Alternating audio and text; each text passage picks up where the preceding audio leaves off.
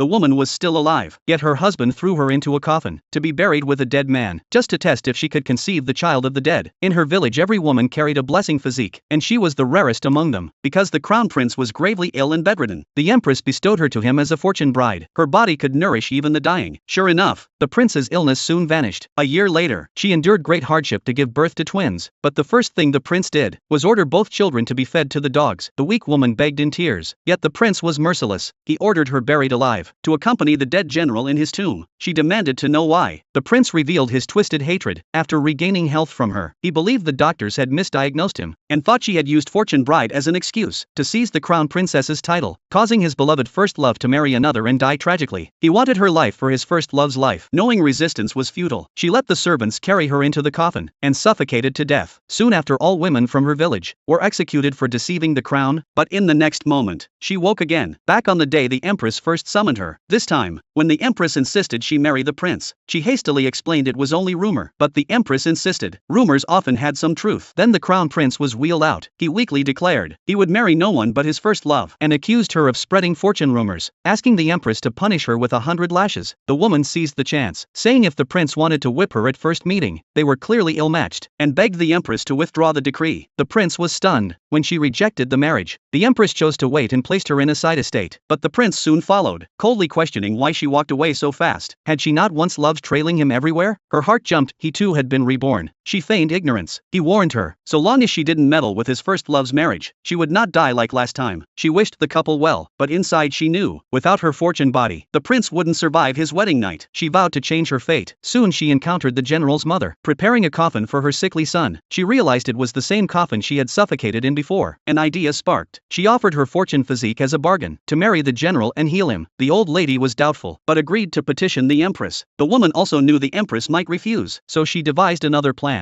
Make it known the prince's first love was with child. Then the prince would abandon her completely. So she provoked the first love's maid, forcing the first love to appear. The girl demanded an apology, but the woman suddenly pricked her chest with a needle. The prince flew into rage, ordering 20 heavy blows. But while the woman lay unconscious, the old lady sought audience with the empress, pleading to marry the woman into the general's house. The empress was relieved. She needed to reward the ailing general anyway, and agreed. At that moment the prince rushed in, announcing the doctors had found his beloved pregnant, and miraculously he could stand again. The empress rejoiced, and formally granted the woman to the general. The prince's face changed drastically. When the woman bowed farewell and left the palace, he chased after her, shamelessly offering to take her as a concubine, saying he would send a bridal sedan in 3 days. On the wedding day, she quietly entered the general's manor, in a plain small sedan, through the back door, but the prince thought his plan flawless. He had already sent men to abduct